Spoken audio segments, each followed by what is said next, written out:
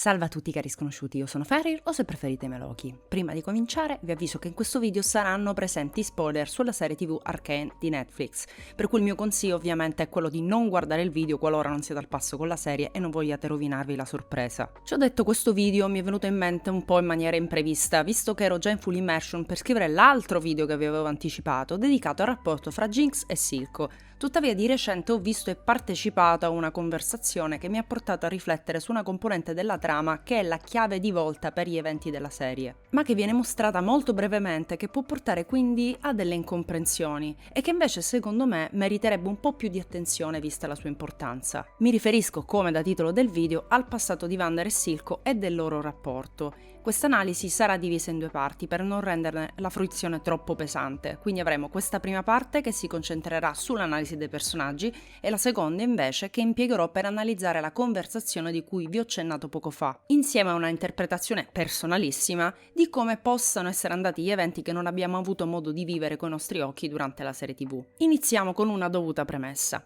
Qualche tempo fa Amanda Overton, che è una delle writer della serie Arcane, ha proposto un Q&A sul proprio profilo Twitter. In pratica gli utenti potevano domandare un po' quello che volevano e lei avrebbe fatto del suo meglio per rispondere a quante più domande possibile. Tra le domande ce n'è stata una che ha ricevuto una risposta che mi ha lasciato un po' perplessa e vi metto qui lo screen. In pratica un utente domandava se il tradimento di Vander nei confronti di Silco fosse avvenuto prima o dopo l'incontro sul ponte dell'uomo con Vi e Powder, ovvero la scena d'apertura della serie. La risposta di Amanda è stata che il tradimento è stato successivo alla scena del ponte, da lei chiamato Day of Ash, e che anzi è stato proprio l'incontro con le due bambine appena divenute orfane a rappresentare un grosso punto di svolta per Vander. Vorrei quindi discutere con voi proprio di questa risposta che, come ho detto prima, mi ha lasciata più confusa che persuasa, partendo ovviamente dai fatti.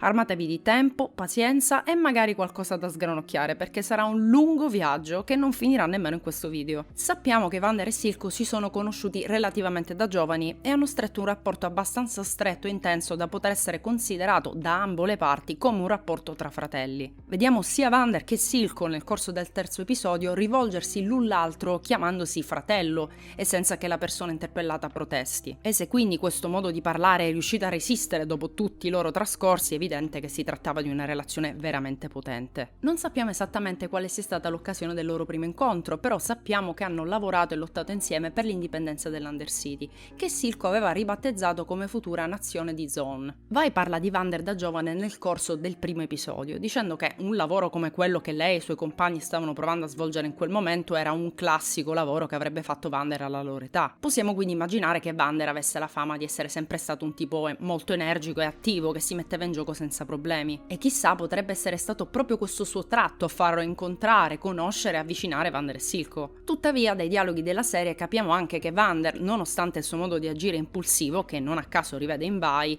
avesse dei limiti, dei paletti che non era disposto a superare, quindi un'etica, delle regole, un modo di pensare legato al luogo in cui era cresciuto, ovvero le vie, le lanes dell'Undersea. Evidentemente questo limite era qualcosa che Silco non aveva.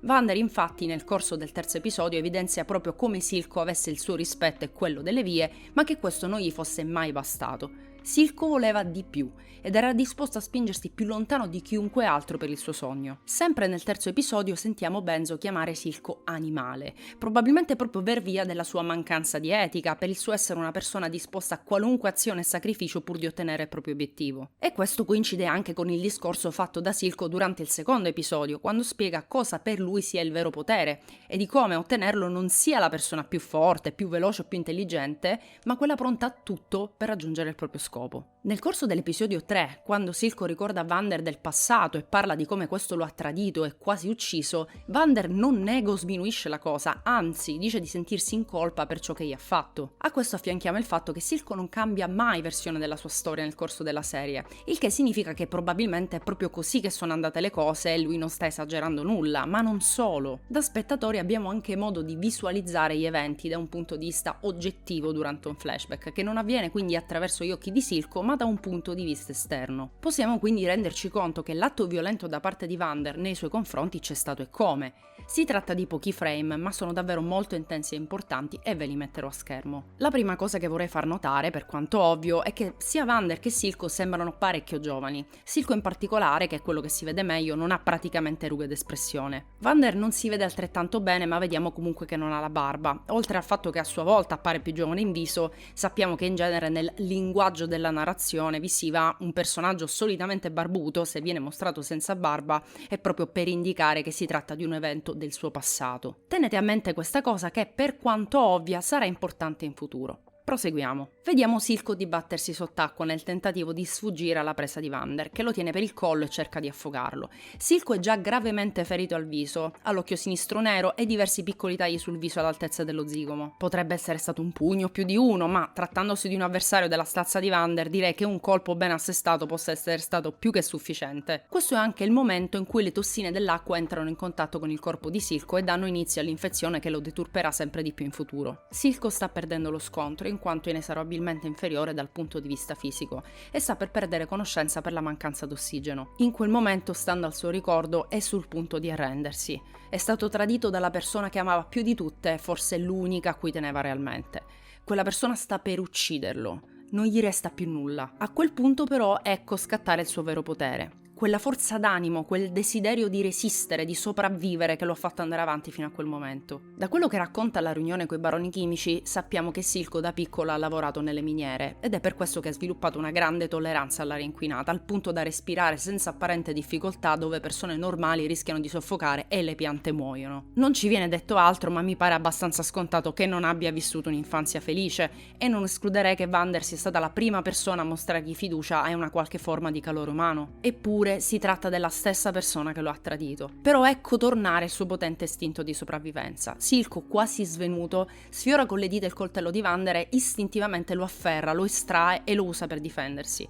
Ferisce Vander, quello molla la presa e lui riesce a riprendere fiato. A questo punto vorrei evidenziare diverse cose molto importanti. La prima è il modo con il quale Vander stava uccidendo Silco. Abbiamo appena visto che Vander era armato. Sappiamo che si è trattato di tradimento, Silco lo chiama in questo modo e Vander non lo corregge. Ma allora perché eliminare Silco a mani nude? Perché non accoltellare Silco alle spalle e porre fine alla sua vita in modo rapido e relativamente indolore? Perché quel metodo lento, brutale, più simile a una vera e propria tortura? Non solo, Vander, dal poco che vediamo, sembra veramente furioso. Silco, al contrario, mostra uno sguardo terrorizzato e anche dopo essere riuscito a prendere il coltello e aver ferito il fratello, Silco non infierisce su di lui approfittando della sua difesa abbassata, tutt'altro, cerca di scappare via, per poi essere afferrato una seconda volta e a quel punto usa di nuovo la lama tagliando l'avambraccio di Vander e riuscendo finalmente a fuggire. Questa cosa è molto importante. Vander sembra furioso, Silco è spaventato. Vander era armato ma ha deciso di uccidere Silco a mani nude affogandolo.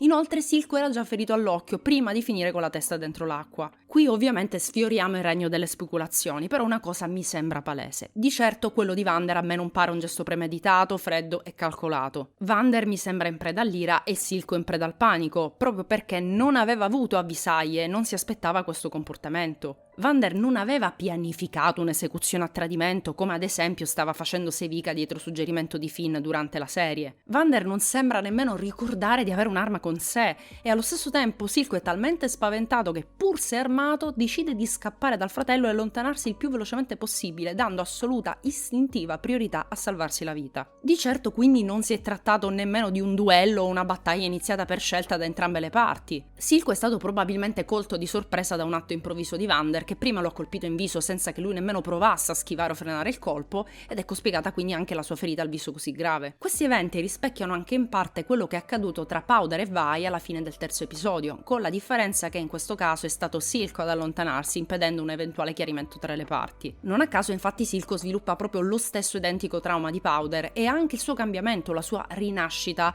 partono dal giorno in cui si è sentito tradito e abbandonato da chi amava. Nel caso di Powder abbiamo un cambio di nome, da Powder a Jinx. Nel caso di Silco la cosa è più simbolica, ma forse persino più potente. Silco emerge ferito dal tradimento di Vander, tanto psicologicamente quanto fisicamente. niente. La ferita sanguinante che ha sul viso è proprio causata dalla persona che lo ha abbandonato, ritenuto inadeguato e persino non meritevole di vivere. Ed è proprio da quella ferita, da quel tentato omicidio, dall'acqua che doveva soffocarlo, che nasce e cresce l'infezione al viso. Silco spiega a Vander che le tossine del fiume gli hanno danneggiato i nervi del viso. Vediamo anche che nel corso degli anni la condizione del suo volto continua a peggiorare, per cui sicuramente si tratta di qualcosa di degenerativo, che Silco è riuscito a tenere a bada grazie allo shimmer, e di questo parleremo fra poco. Ma la corruzione del suo viso non è qualcosa di esclusivamente fisico. È una metafora di quel marcio che aveva dentro e che, a causa del gesto di Vander, ha lentamente preso sempre più spazio dentro di lui, corrodendolo dall'interno. Il mostro, appunto, nato da e a causa del dolore e che gli procura a sua volta una sofferenza cronica, costante, di cui non può liberarsi. Riparleremo in un altro video del trauma di Silco e di questo parallelismo con Jinx, che è anche quello che porta l'uomo a legarsi alla ragazzina. Però mi faceva piacere evidenziare già adesso come il design apparentemente banale del personaggio in questo caso possa nascondere qualcosa di più profondo e molto, molto triste. Ovviamente non sto dicendo che Silco sia un santo e un povero martire, ovviamente noi non sappiamo cosa sia accaduto prima di quel tentato omicidio, ma di questo parleremo nella seconda parte dell'analisi. Guardando la scena tra Jinx e Silco presso la riva del fiume, veniamo a scoprire che Silco ha parlato diverse volte a Jinx di quanto gli è accaduto in passato. In quella specifica scena, inoltre, Silco ribadisce, probabilmente per l'ennesima volta, che Vander non era l'uomo che lei credeva che fosse, ovvero una figura paterna protettiva che cercava di allontanare la propria famiglia dai guai e cercava sempre un dialogo prima di passare ai fatti. Del resto è anche quello che noi spettatori vediamo di lui proprio durante la prima scena nel presente in cui appare, quando cerca di convincere i due avventori del locale a pagare ciò che dovevano all'uomo che ha fatto loro un favore, il tutto evitando le minacce fisiche. Evidentemente Vander non è sempre stato così. Durante il loro confronto nel terzo episodio vediamo una delle rare volte in cui Silco perde la propria compostezza, alzando la voce, parlando velocemente e muovendosi in modo nervoso. E si infuria quando vede Vander disposta a morire pur di non combattere. Non riesce a credere alle sue orecchie, pensa che Vander si stia sforzando di essere ciò che non è, che stia facendo di tutto per comportarsi e apparire come la brava persona che non è, e conclude la discussione sibilandogli contro che gli avrebbe fatto vedere chi è realmente. Le ultime parole che gli sussurra dopo averlo visto combattere come una belva sul ponte dopo essersi liberato dalla stanza in cui era stato rinchiuso sono infatti di soddisfazione nell'aver constatato d'aver ragione, che Vander avesse ancora dentro di sé la sua vera natura, quella del vecchio Vander, il fratello che lui rispettava e forse, chissà, persino ammirava. E tutto questo nonostante il terrore che aveva provato poco prima, quando aveva rischiato di morire e che, rivivendo ancora una volta il proprio trauma, lo aveva spinto ad accoltellare Vander a morte. Anche quell'ultimo momento di contatto tra i due, quella sorta di abbraccio distorto, con Vander ormai quasi privo di sensi che poggia la testa sulla spalla del fratello che lo ha ferito a morte, sembra quasi che Silco assapori per un'ultima volta quel contatto con lui, prima di spingerlo di sotto. E riguardo quest'ultimo gesto, capisco si tratti di una scusa di trama per avvicinare un Vander disperato allo shimmer e spingerlo, obbligarlo ad assumere la sostanza e trasformarsi, ma secondo me può anche essere giustificato con una coerenza interna alla storia. Ricordiamoci che Silco è un uomo traumatizzato e lo dimostra più volte nel corso della storia, per cui trovo perfettamente credibile il suo gesto di far sparire da davanti ai suoi occhi l'origine del proprio dolore. In un certo senso, buttare Vander giù dal ponte, piuttosto che semplicemente farlo accasciare ai suoi piedi, è un modo per esorcizzarlo, farlo andare via, non doverlo vedere mai più. Inutile dire che, come sappiamo, quel gesto gli si ritorce contro, visto che Vander torna sul ponte più incazzato e mostruoso di prima, terrorizzando e traumatizzando Silco per bene un'ultima volta prima di perdere la vita nell'esplosione. Ma torniamo un attimo indietro nel tempo. Sappiamo quindi che a un certo punto, agli occhi di Vander, Silco si è dimostrato più crudele, spietato e pericoloso di quanto lui fosse in grado di accettare.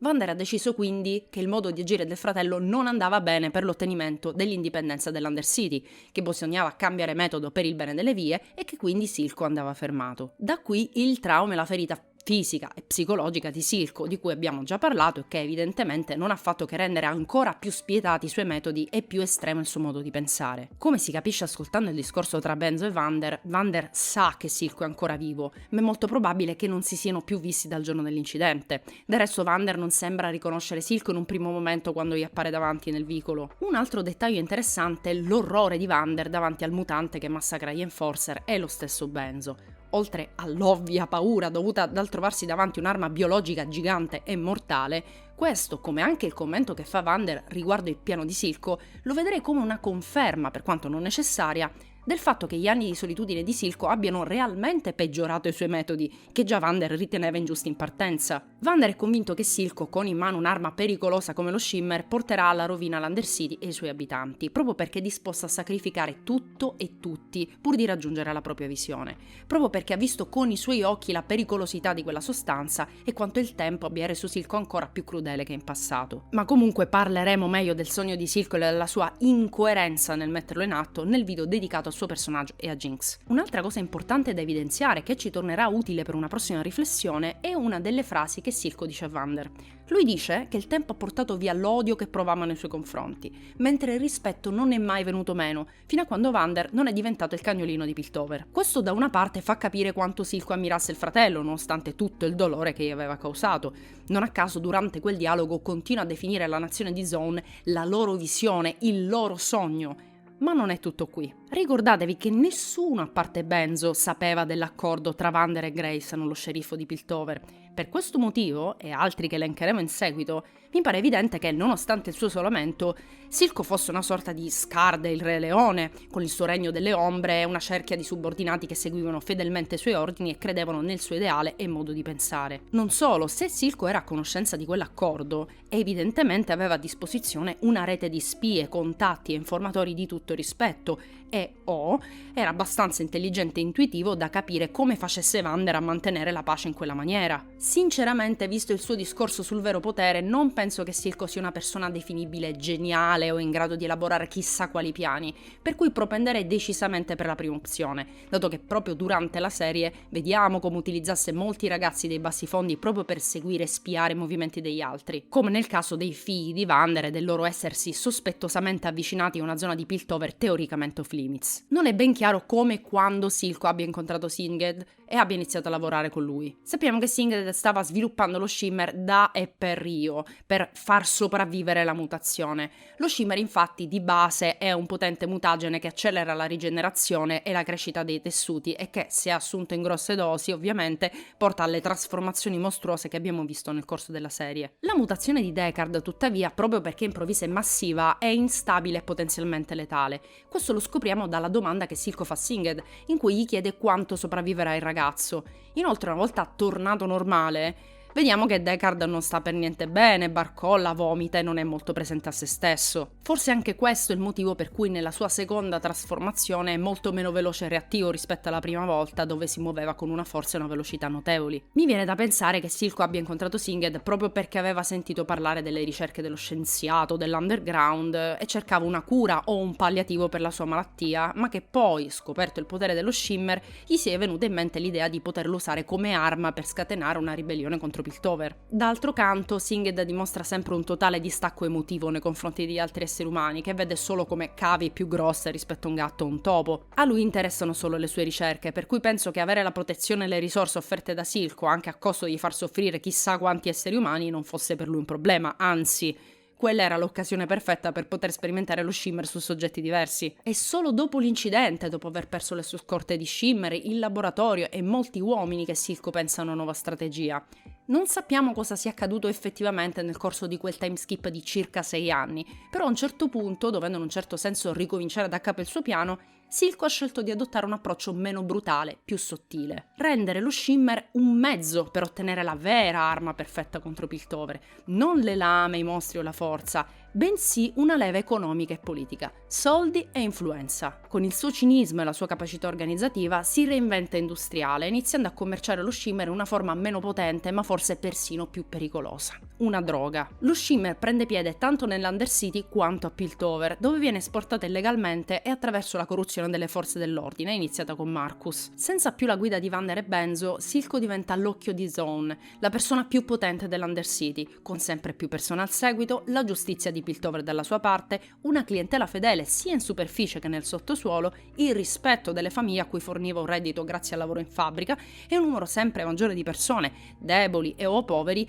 dipendenti dalla droga che lui produce e della quale non possono più fare a meno, nonostante i terribili effetti collaterali. C'è però anche un altro aspetto di questo suo suo cambiamento. Per quanto ragionata sia stata la decisione di cambiare metodo, la scelta di Silco riflette qualcosa di importante. Silco stabilisce il suo quartier generale al The Last Drop per prendere il posto di Vander agli occhi dell'Undercity, ma suo malgrado questa sovrapposizione si spinge ben oltre un cambio di sede. Silco, come Vander, porterà avanti un'alleanza con gli Enforcers. Silco, come Vander, apparirà debole agli occhi degli altri per il suo istinto di proteggere e giustificare la figlia e i suoi errori. Con questo non voglio dire che Silco sia diventato uguale a Vander, tutt'altro. I suoi metodi sono molto diversi ed è uno degli argomenti più importanti di cui discuteremo nel video a lui dedicato. Eppure è innegabile che qualcosa in lui sia cambiato senza che Silco se ne rendesse pienamente conto, se non solo alla fine della storia, davanti alla statua di Vander. Di fronte a una scelta troppo difficile per lui, quella di rinunciare alla figlia per ottenere la nazione di Zone, la verità lo colpisce in piena faccia e lui, amareggiato, non può che ammettere di essere diventato, pur nella loro diversità,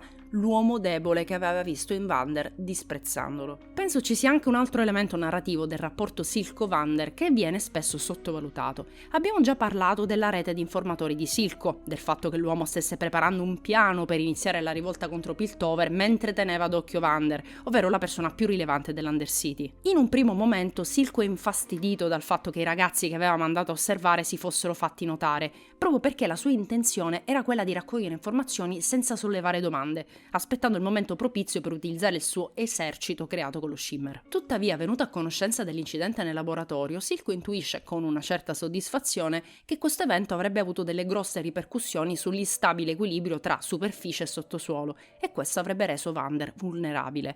Per questo subito dopo dice a Singed che le loro tempistiche si sono accorciate e devono essere pronti ad agire il prima possibile. A questo punto Silco contatta Marcus, corrompendolo per avere ulteriori informazioni, dato che si aspetta che presto o tardi le forze dell'ordine avrebbero fatto una retata per trovare il responsabile dell'esplosione. E Silco si aspettava che Vander si sarebbe messo in mezzo per proteggere i propri figli, veri responsabili, e che quindi sarebbe stato presente.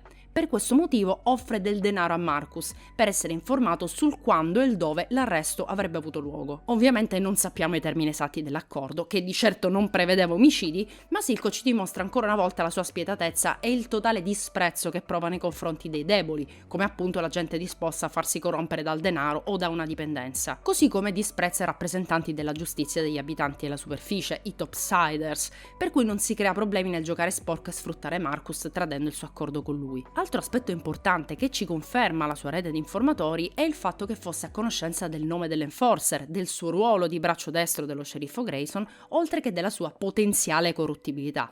Insomma, sapeva parecchie cose di Marcus e l'ha contattato a colpo sicuro. Come vi ho detto prima, ricordatevi di questi dettagli. Eppure c'è qualcosa a cui spesso non si pensa guardando i primi episodi. È vero che Silco agisca approfittando del momento di vulnerabilità di Vander.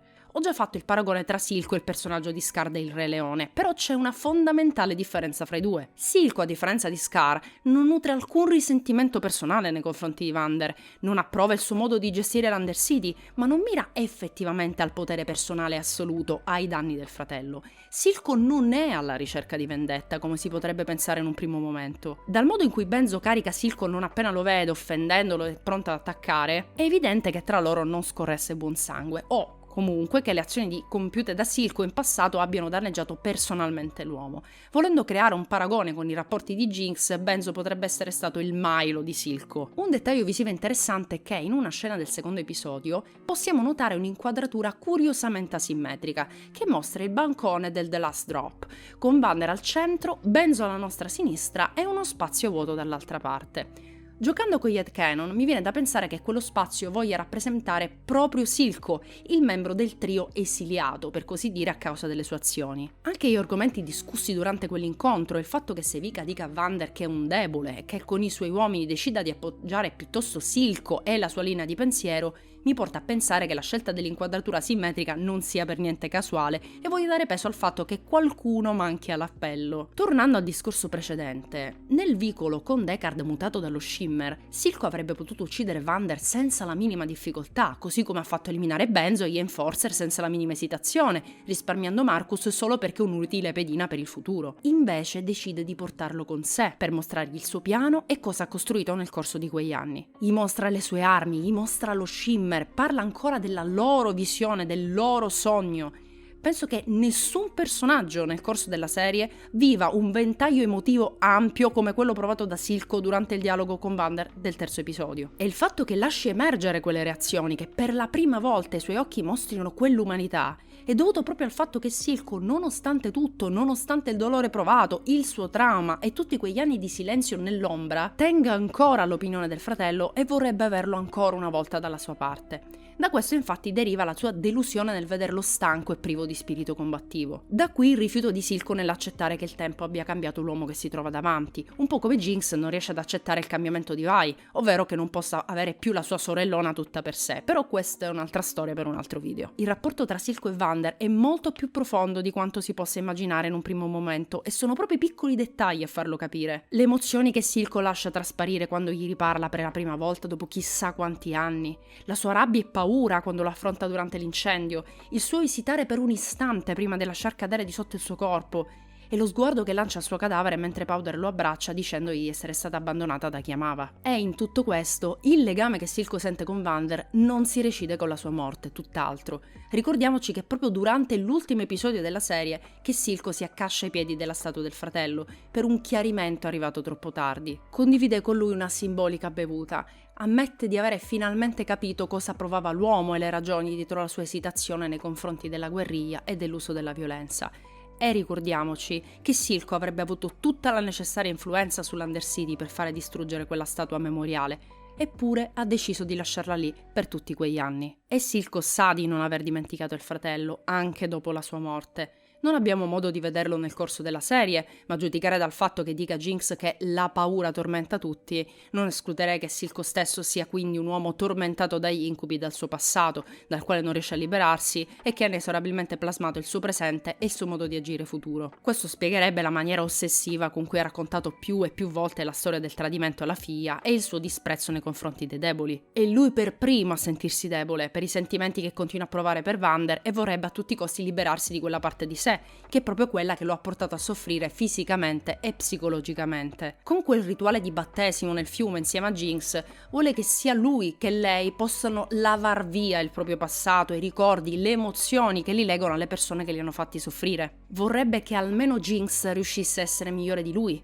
a essere perfetta, a emanciparsi dal passato e non pensare più alla sorella, alla gente che li tradisce sempre. Ma la verità è che il passato è proprio quello che rende le persone ciò che sono. Il cambio di nome di Powder, la deturpazione di Silco, sono marchi, eventi che ormai fanno parte di loro. Ma di questo parleremo meglio nel famoso futuro video su questi due personaggi. Prima di salutarvi e rimandarvi alla seconda parte dell'analisi di Vander e Silco, vorrei speculare con voi su una cosa che mi sono chiesta e su cui ho riflettuto abbastanza.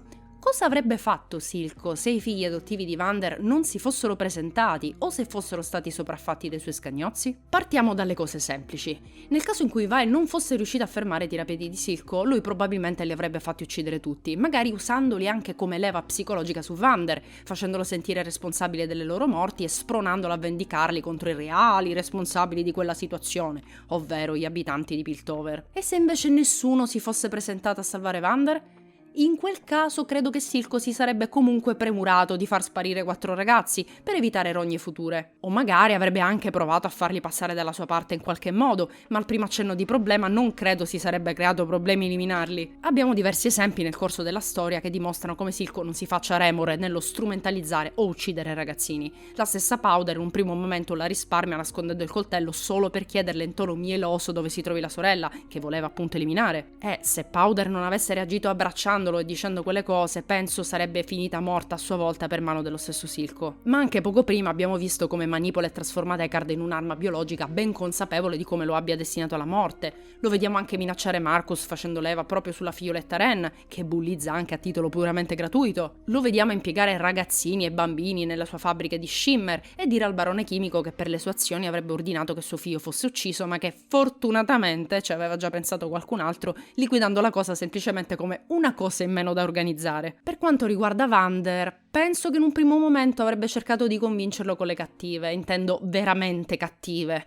facendolo picchiare e torturare come aveva già iniziato a fare nel corso del terzo episodio. Ma nel caso in cui Vander avesse continuato a rifiutarsi, onestamente non penso che Silco sarebbe stato in grado di liberarsi di Vander in quel modo. Il motivo per cui lo uccide è legato al fatto che in quel momento era in gioco la sua vita e proprio come accaduto in passato sulla riva del fiume era emerso il suo istinto di sopravvivenza. Entrambe le volte che lo ferisce, durante il tradimento nel fiume e dentro il suo covo, lo fa in preda a forti emozioni per difendersi e per fermarlo in quanto pericoloso. E come già discusso prima, anche dopo la sua morte non è comunque riuscito a liberarsi di quel legame con il fratello. Non penso quindi che sarebbe disposto a eliminarlo a sangue freddo. Le azioni di Silco, pur se ammantate da un'aura altruistica e solidale, sono sempre state principalmente egoistiche e legate alle sue emozioni personali.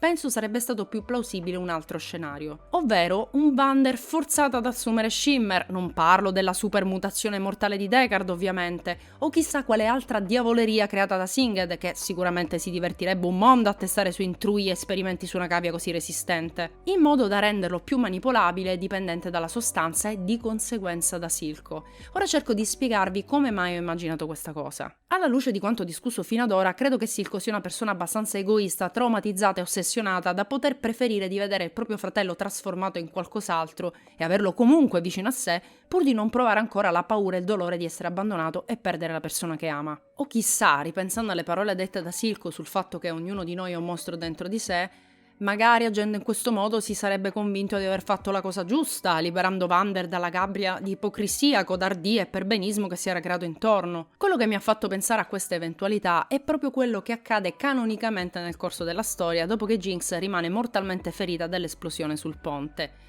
Quando Singed domanda a Silco se è disposto a perderla, non penso che lo scienziato si riferisse alla morte della ragazza, visto che fino a 2 secondi prima aveva detto che, per quanto sarebbe stato un processo doloroso, era abbastanza sicuro di poterla salvare. No, penso si riferisse al fatto che una volta svegliata, lei sarebbe potuta essere altro rispetto alla figlia in fin di vita che Silco aveva adagiato sul tavolo operatorio. E nonostante questo avvertimento, nonostante il rischio di trasformarla per sempre e il dolore che il processo avrebbe procurato alla ragazza, Silco sceglie egoisticamente di non lasciarla andare perché lei non può morire, perché lui non ce la farebbe a perderla. Per cui le dà un bacio, quasi a confermare a se stesso che il suo gesto sia di vero altruistico amore e nient'altro. Tra Silco e Vander mi immagino facilmente qualcosa di simile. Come già detto in questa evenienza, Silco sarebbe genuinamente convinto di star facendo la cosa giusta.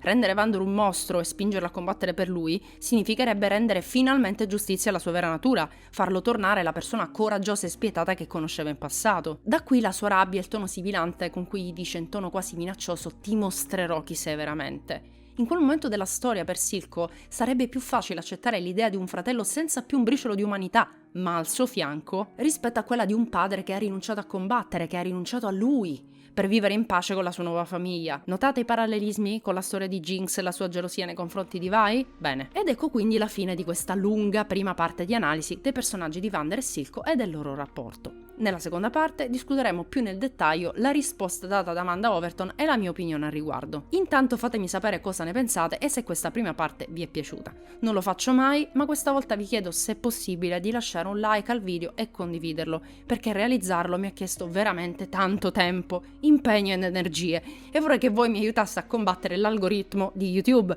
che avendomi categorizzato ormai nei videogiochi mi spezza le gambe ogni volta che oso parlare di un topic diverso. Detto questo, vi ringrazio per l'attenzione e la pazienza e noi ci sentiamo, ci vediamo in un prossimo video.